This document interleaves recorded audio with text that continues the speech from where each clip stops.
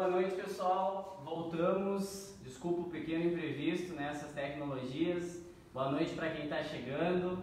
Então, meu nome é Oclaris, eu sou enfermeiro, professor aqui do SEG Santa Maria e hoje eu vou estar trabalhando então com vocês a temática do eletrocardiograma na prática, alguns conhecimentos iniciais. Vamos aguardar o pessoal ir chegando, interagindo no vídeo para a gente poder conduzir da melhor forma. Vamos ver quem é que já está chegando aqui. A Vanessa do SEG Caxias, a Fran, agora sim, que bom, agora sim então. Ana Paula, SEG Caxias, o pessoal vai chegando. Então eu vou me apresentar novamente. Eu sou o Clarice, enfermeiro, professor e coordenador do técnico de enfermagem do Colégio Grande, SEG Santa Maria. E eu vou trabalhar com vocês o conteúdo de eletrocardiograma na prática. A gente sabe que esse é um conteúdo que às vezes gera bastante divergência, dificuldade, um pouco de receio dos próprios alunos em estarem estudando, então a gente vai tentar desmistificar um pouquinho sobre o eletrocardiograma. Vamos acompanhar aqui quem é que chegou. O Pablo aqui de Santa Maria. Dália Clarice, seja bem-vindo, Pablo. Vamos aguardar o pessoal chegando.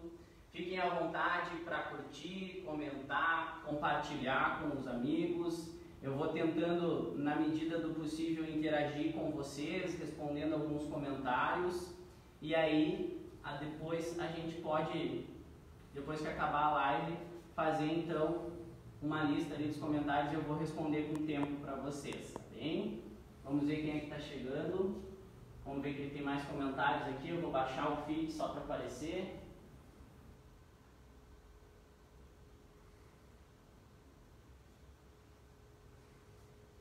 Fernanda Portela, segue.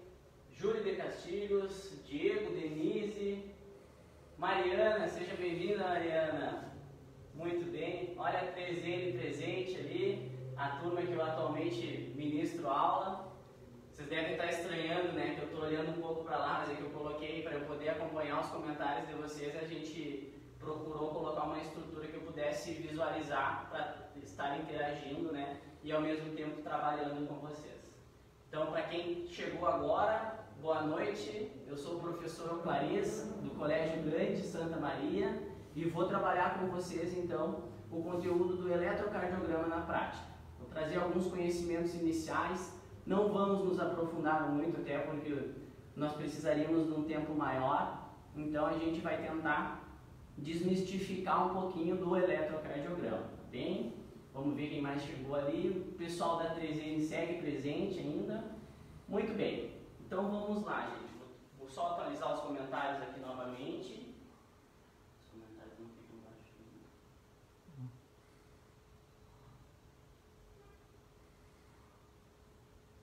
Não.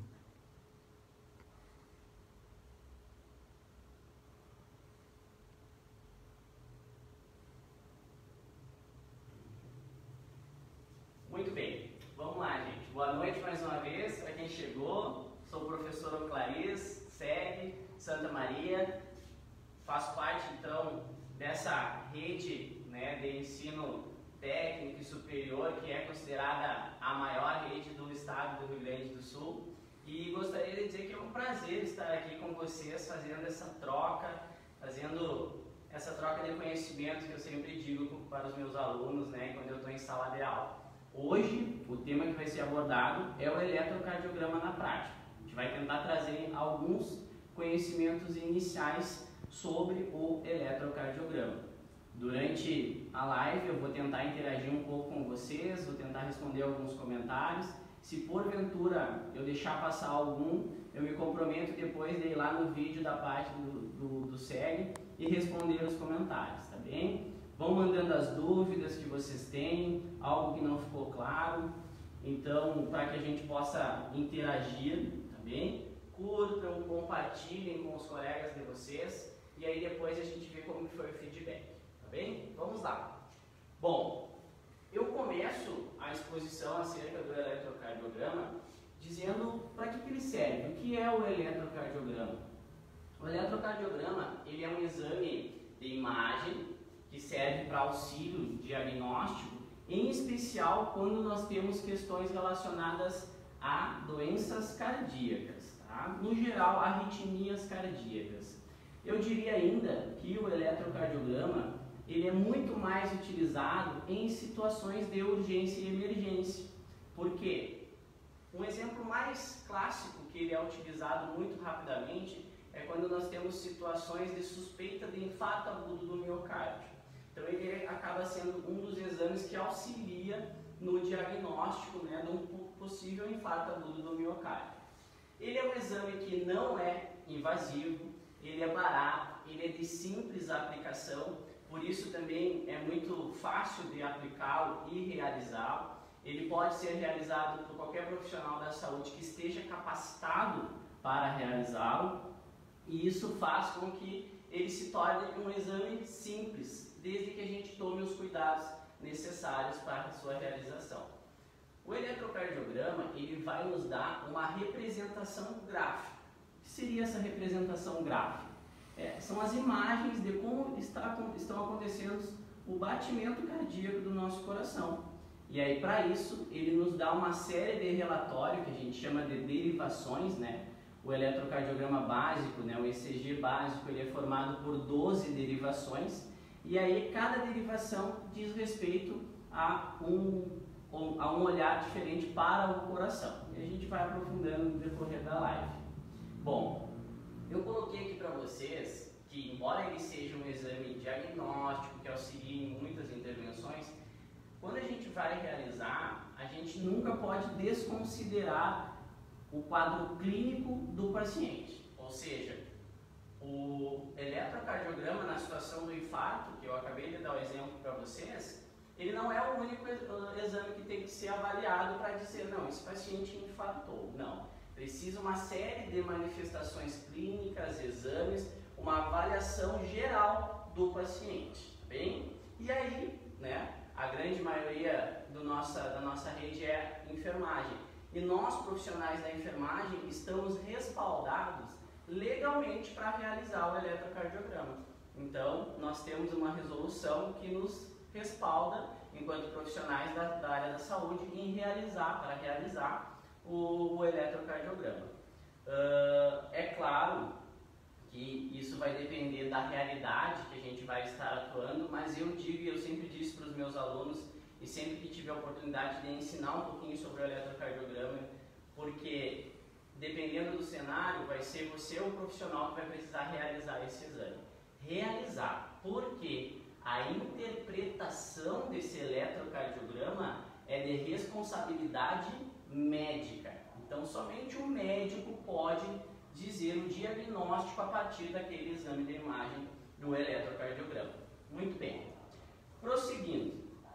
Para que a gente entenda, para que eu dê seguimento, né, sobre o eletrocardiograma, eu preciso retomar com vocês algumas questões da anatomia e da fisiologia do nosso sistema cardiovascular, em especial do coração.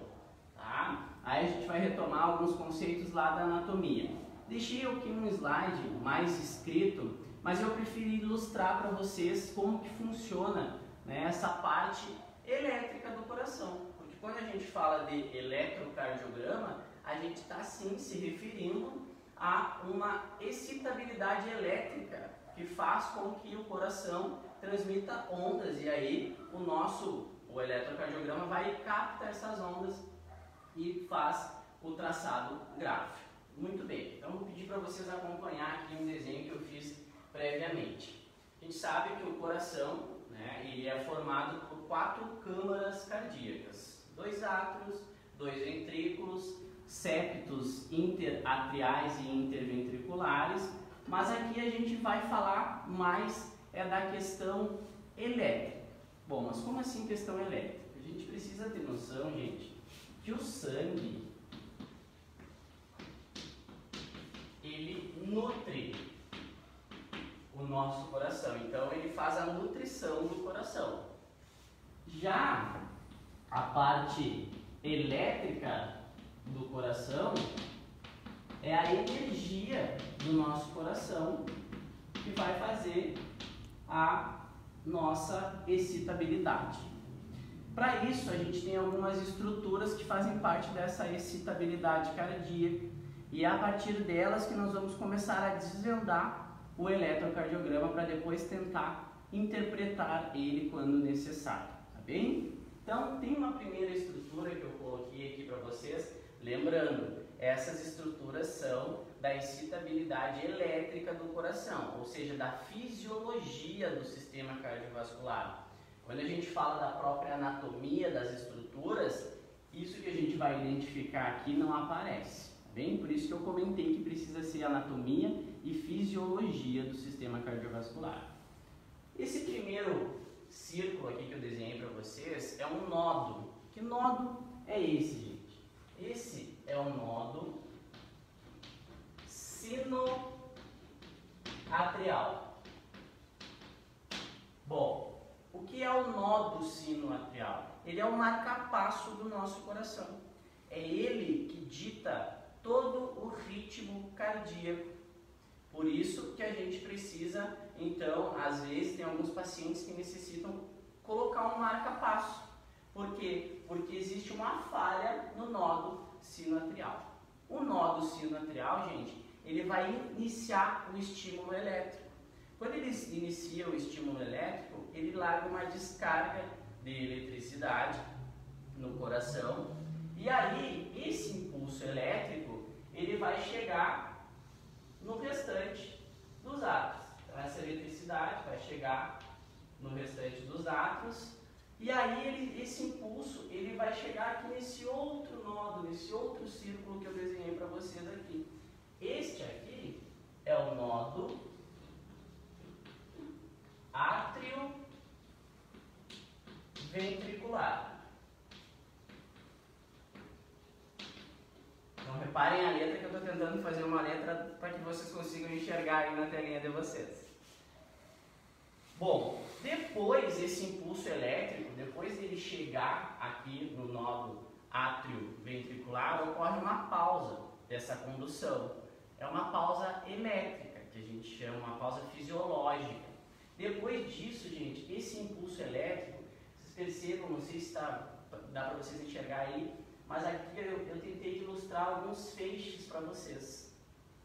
Esses feixes que a gente pode chamar tanto de feixes interventriculares como de feixes de His, eles servem para que essa condução elétrica chegue nos ventrículos. Bom, então eu vou identificar aqui ele.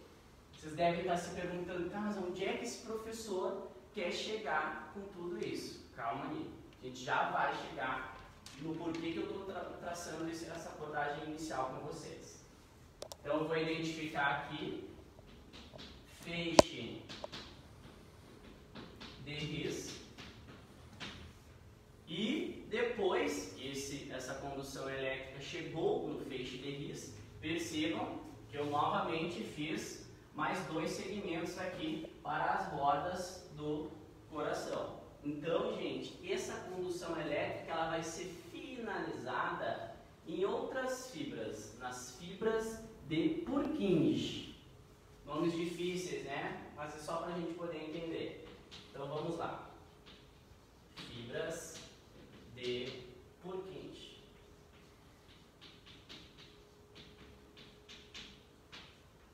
Para quem está chegando agora, gente, professor Oclariz, enfermeiro, SEG Santa Maria, sejam muito bem-vindos e bem-vindas.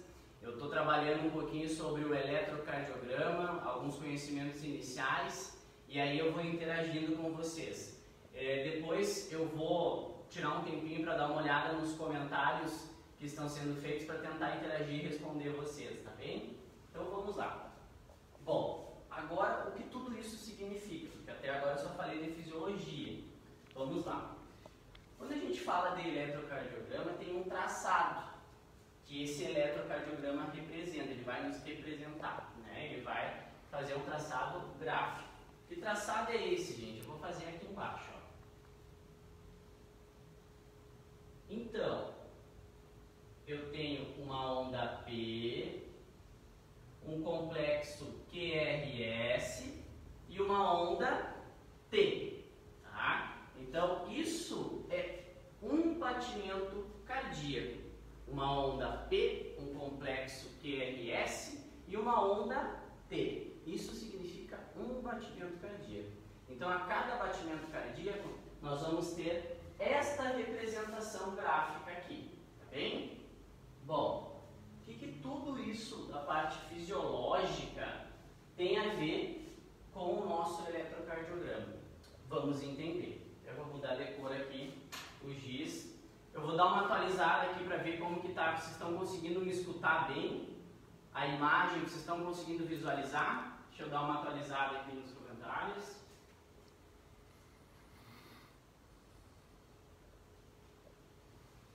Ok, ó, o pessoal está chegando ainda, pessoal de Caxias. Muito bem, gente, então dando seguimento aqui. Vamos voltar para a parte fisiológica. Nodo sinoatrial. Quando esse impulso elétrico é disparado pelo nodo sinoatrial, ocorre a despolarização atrial.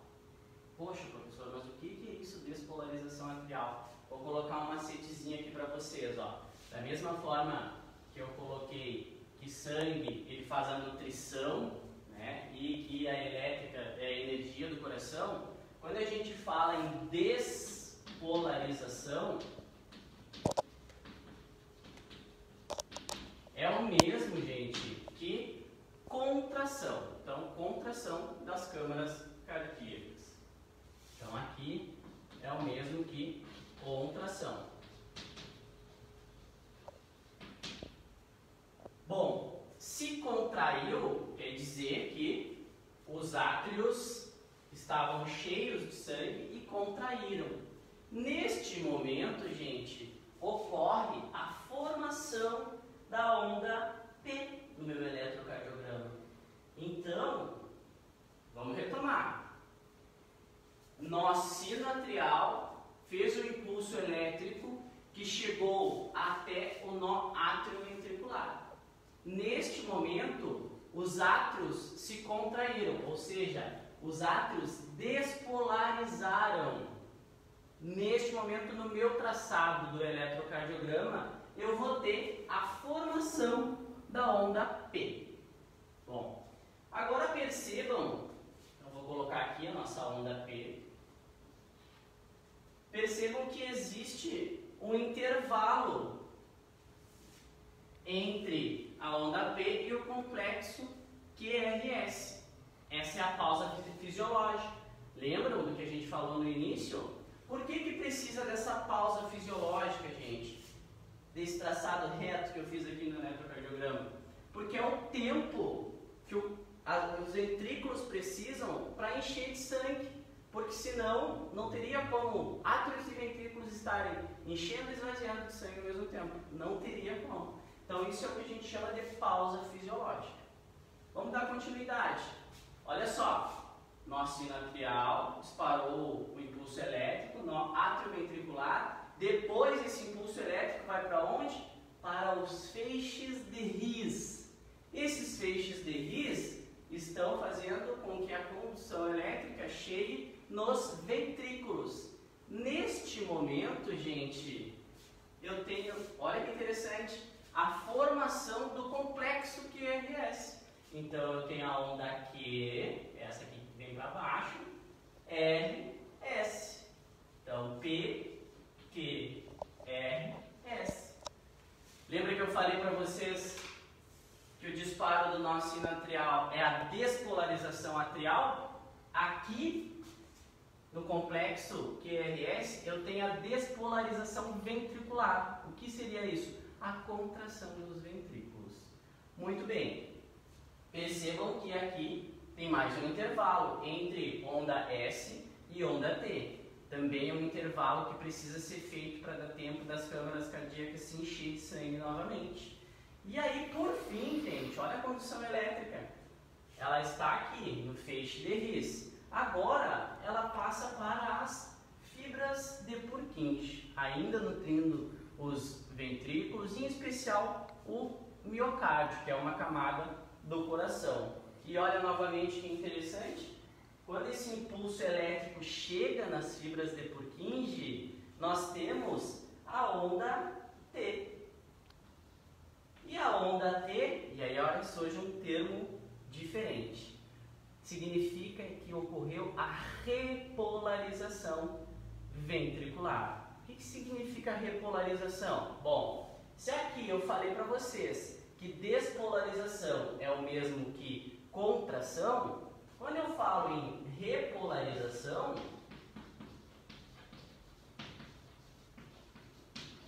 é o mesmo, gente, do que relaxamento.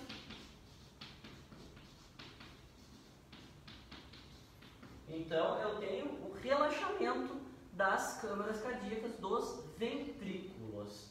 Tá, mas vocês devem, quem está prestando atenção aí desde o início, deve estar se perguntando. Tá, professor, mas tu falou que ocorreu contração atrial, que é o mesmo que despolarização atrial, contração ventricular, que é o mesmo que despolarização ventricular, aconteceu relaxamento ventricular, que é o mesmo que repolarização ventricular. Não está faltando alguma coisa aí? Não está faltando a repolarização dos átrios, ou seja, o relaxamento dos átrios. Gente, o relaxamento dos átrios, ele acontece no mesmo momento em que eu tenho a formação do complexo QRS. Então, enquanto a condução elétrica está passando aqui, ó, pelo feixe de His, os átrios estão relaxando novamente. Mas como, digamos assim, o barulho, a força do complexo RS é muito mais forte, acontece que não aparece a repolarização atrial no nosso eletrocardiograma. Está começando a pegar, está começando a entender. Agora a gente vai começar a focar mais no eletrocardiograma propriamente dito. Eu precisava que vocês entendessem isso aqui para que a gente possa dar continuidade e chegar na interpretação, uma possível interpretação do eletrocardiograma. Possível, porque, gente, eletrocardiograma exige muito estudo, horas de estudo, leituras, e para que a gente possa entender, tem que se debruçar nos livros, tá bem? Então aqui eu vou trazer só uma parte inicial para vocês. Bom, aqui é só a sequência do que eu trouxe de desenho para vocês aqui. Aqui, gente, ó, é o que eu acabei de desenhar ali no quadro. Então, ó, olha aqui quem está aparecendo. Nodo sinoatrial, nodo atrioventricular, feixes de His e fibras de Purkinje. Muito bem. Vamos para o eletrocardiograma. Na prática e na teoria, a gente chama do eletrocardiograma no geral, que é utilizado, é o eletrocardiograma de 12 derivações. Bom, mas o que são essas 12 derivações, gente? Essas 12 derivações são as representações gráficas do eletrocardiograma que lá o profissional médico vai interpretar. 6 dessas derivações são periféricas e 6 dessas derivações são torácicas. E aí uma coisa que eu sempre falo para os meus alunos para eles não confundirem. Eletrodos são uma coisa. Derivações são outra coisa. Em número, em questão de número, para não dar confusão, tá?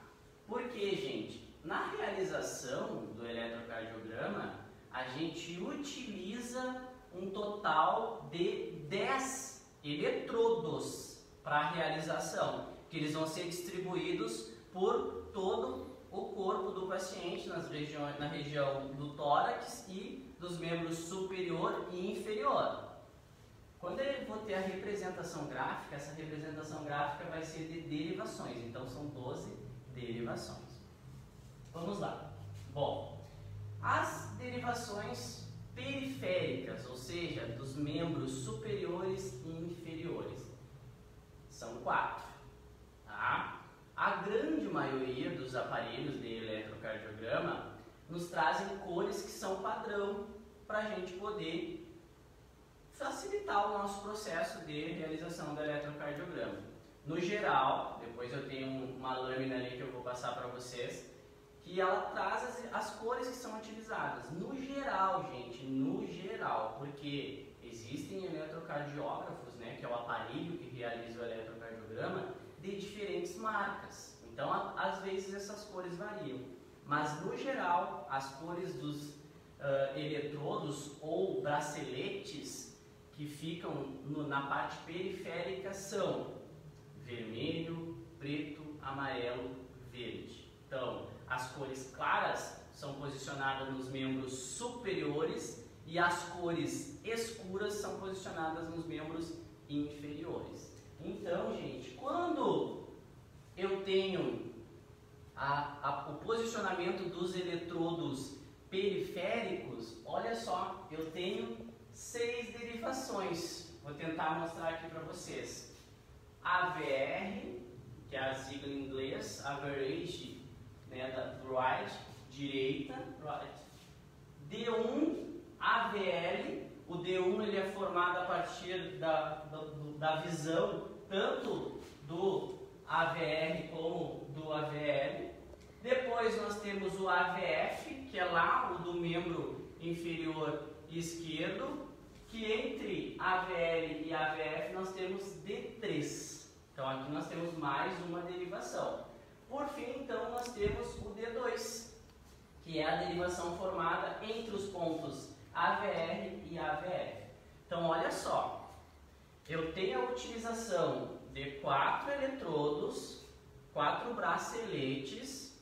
Esqueci de falar, o bracelete da cor preta, gente, que vai ficar localizado na perna direita e funciona como um neutro, como um terra. Então, por isso que vocês devem estar estranhando que não está aparecendo ali na imagem para vocês. Bom, esse é o famoso triângulo de Einthoven, tá? Mas eu não vou adentrar nisso agora com vocês.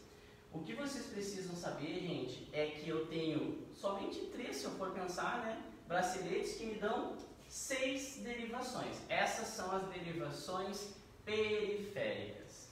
Depois, gente, ó, nós temos as derivações torácicas, que são de V1 até V6. Então, eu tenho mais 6 eletrodos ou ventosas que são posicionados no tórax para poder realizar o exame de eletrocardiograma. Todas elas são unipolares. O que significa que são unipolares, gente? Elas têm uma única visualização, elas conseguem visualizar um único ponto. Lembram que na lâmina anterior eu mostrei que tinha algumas derivações formadas entre 2 pontos? Pois é, aqui eles são os bipolares, tá bem? Então vamos lá. Poxa, professor, mas como é que eu vou saber onde posicionar os eletrodos do tórax? Os da periferia foram fáceis, é 2 nos membros superiores e 2 nos membros inferiores. Bom, gente, existe uma regra, tá? Existe uma posição adequada para esses eletrodos pré-cordiais. Aí vocês devem estar se perguntando assim, tá, mas e se eu colocar um pouquinho mais para a direita, um pouquinho mais para a esquerda? Gente, no geral, tá, não tem grandes alterações desde que vocês posicionem eles na ordem correta. Aí vocês vão me dizer assim, tá, professor, mas eu tenho que decorar as cores dos 6 do tórax? Não, por quê? Porque o próprio aparelho do eletrocardiógrafo, ele dá a ordem que a gente precisa posicionar. Então a nossa tarefa aqui, ó, é saber o local de onde colocar esses eletrodos pré-cordiais, tá? Na região do tórax. E aqui, ó, eu trouxe um macete para vocês, depois até eu posso passar para os interessados. É do V1 até o V6, V1, V2, V3, V4, V5 e V6. Onde que eu posiciono o eletrodo ou ventosa de número 1, V1? O V1, gente, é posicionado no 4º espaço intercostal, ao lado direito do osso externo, então ao lado direito da borda external. O V2, gente, ele é posicionado também no 4º espaço intercostal, só que ao lado esquerdo do osso externo. Então, olha só, nós temos 2 já posicionados, V1 e V2. Os 2 no 4º espaço intercostal, sendo que o V1 é no lado direito e o V2 é no lado esquerdo. Bom, eu sempre passo do V2, eu pulo para o V4. V4. Por quê, gente? Porque o V4 é no quinto espaço intercostal. E aí tá precisando dizer assim, tá, professor, mas e o V3? Calma aí, a gente já chega no V3. O V4, gente, ele fica no quinto espaço intercostal, tá? Então, intercostal entre as costelas, também no lado esquerdo do peito, também, na linha hemiclavicular. Então, aqui na linha da nossa clavícula, tá bem? Aí agora eu volto para o V3, e o V3 é posicionado entre V2 e V4. Bom, o V5 e o V6 seguem o parâmetro do quinto espaço intercostal. A única diferença é que eles vão ser posicionados cada vez mais para a parte lateral posterior da região torácica. Então, o V5 também é no quinto espaço intercostal, na linha axilar anterior, e o V6 no quinto espaço intercostal, na linha axilar média. Tem algumas literaturas que trazem posterior, aí vai depender. Fica aproximadamente desta forma que está aqui no slide para vocês, tá bem? Bom, falamos então da parte dos eletrodos, das ventosas que precisam ser utilizadas. Então lembrem essa diferença, gente. Eletrodos são 10. Derivações, que são aquelas representações gráficas que o eletrocardiógrafo faz, são 12, tá bem? Vamos lá. Bom, como realizar o eletrocardiograma? Quais cuidados necessários para a realização do eletrocardiograma? Aqueles iniciais, cuidado com a higiene, com a limpeza, higiene das mãos, do local, dos materiais que vocês vão utilizar. Como eu falei, ele é de fácil aplicabilidade, então vocês vão precisar de higiene das mãos, o eletrocardiógrafo, o gel para facilitar a aderência dos eletrodos e ventosas, tá? E o papel que vai então imprimir essas derivações, esses desenhos. Sempre, né, gente, se apresentar ao paciente, independente de ser o eletrocardiograma, mas qualquer procedimento que a gente for fazer, e falar sobre o procedimento que vai ser realizado, explicar para o paciente. Depois, a gente deve avaliar. Se a pele do paciente, porventura, estiver oleosa, a gente precisa fazer uma higiene na região do tórax ou na região dos punhos e dos tornozelos. Isso vai depender. Alguns pacientes a gente tem a necessidade até de fazer a tricotomia da região torácica devido à quantidade de pelos, né, que ele possui, e aí isso atrapalha a aderência das ventosas. Bom, esse paciente ele vai ser posicionado em decúbito dorsal, então de barriga para cima. A gente sempre pede, opta para que ele não fique, para que ele fique sem nenhum objeto, sem nenhum travesseiro ou coxinha debaixo dele. A gente remove todo e qualquer objeto metálico, porque pode acontecer de dar alguma interferência no eletrocardiograma. E aí, para auxiliar na captação, a gente usa um gel, tá? Que é o gel condutor para auxiliar na aderência também e na condução da eletricidade. A gente sempre tem um cuidado com a intimidade do paciente, então a gente faz a exposição do tórax, mas sempre da forma adequada, né? Sempre sem ter invasão de privacidade, né? E aí aqui a gente vai fazer a fixação. Então os cuidados básicos são esses. Aqui, gente, ó, tem a imagem completa que eu coloquei no slide para vocês. Vejam, eu tenho os 4 eletrodos ou ventosas ou braceletes pré-cordiais posicionados, 2 nos punhos e 2 nos tornozelos, e aqui eu tenho a imagem, ó, que representa os eletrodos torácicos. Bom, daí vocês vão me perguntar, gera isso aqui. Isso, gente, é uma impressão de um eletrocardiograma, mas aí vocês vão me perguntar, mas professor, para que esse monte de imagem? Por quê, gente? Eu sempre uso um exemplo bem clássico.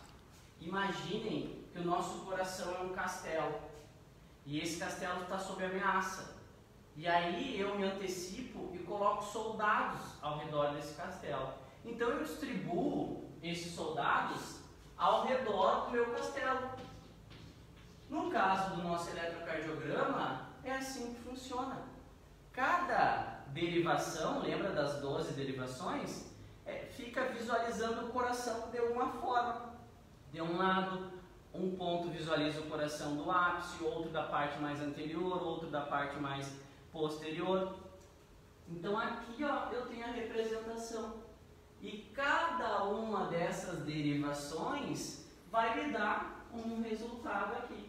Eu sei que a imagem está ruim, aqui está um pouco embaçada, mas aqui eu tenho D1, D2, D3, AVR, AVF, V1, V2, V3, V4, V5 e V6. Tá? Então são as 12 derivações que eu encontro. Bom, qual que eu dou uma maior atenção? Na prática, gente, quando a gente está numa situação de emergência, eu sempre vou olhar para o V2 ou V6, porque, gente, é ele que me dá essa representação do eletrocardiograma que a gente desenhou aqui, tá? Que a gente desenhou que forma a onda P, o complexo QRS e a onda T.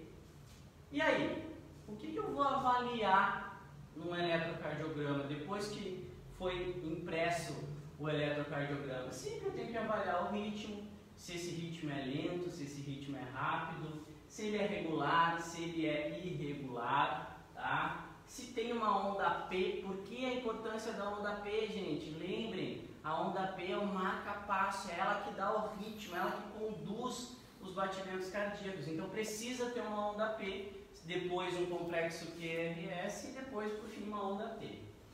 Bom, existe ainda, eu trouxe só a título de curiosidade, algumas derivações especiais.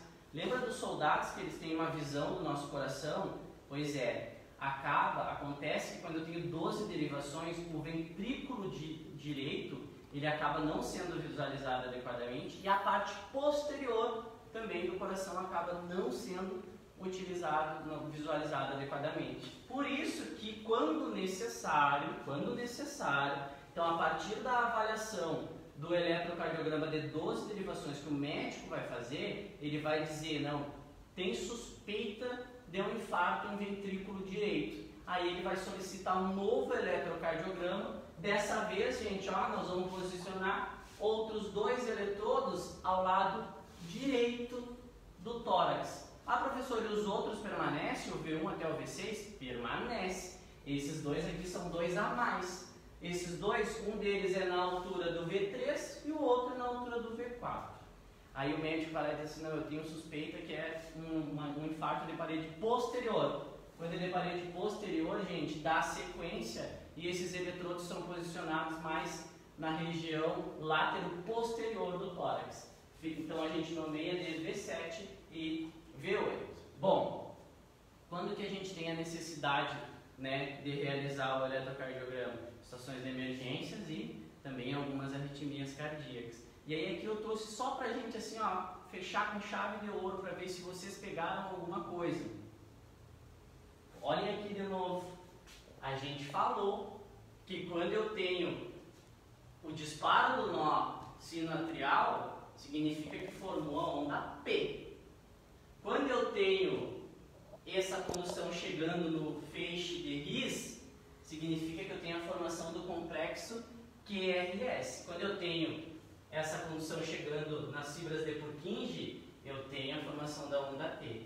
Tá, professor, mas então quer dizer que se porventura uma arritmia for nos átrios, a onda P não vai ser formada? É isso mesmo. A onda P não se forma quando eu tenho um problema atrial, na maioria dos casos. E se essa arritmia for nos ventrículos, quer dizer que eu vou ter alteração no complexo QRS? Sim, exatamente. Significa que você vai ter que interpretar para ver se tem. Se não tem essa formação do QRS, significa que alguma coisa aconteceu na altura dos ventrículos, a nível de ventrículo. Bom, e a onda T? Lembra que eu falei que a onda T é a nutrição do miocárdio? Então, se eu não tenho a formação da onda T ou alguma alteração na onda T, isso significa que muito provavelmente esse paciente está com um infarto agudo do miocárdio. Que as duas características do infarto são um supra-DST, então essa onda ela sobe, e um infra de onda T, então essa onda se inverte. Aqui no slide, gente, eu trouxe só para vocês para a gente tentar brincar um pouquinho para finalizar a nossa live, que nós já está chegando no nosso tempo. Olhem essa primeira imagem aqui. Eu tenho várias ondas P, então significa que o meu marca-passo está funcionando demais. Nesta outra aqui, gente, eu tenho a formação de ondas P, mas elas estão mais regulares. Mas também não é normal, porque o que a gente aprendeu? Que depois da onda P tem que vir um complexo QRS.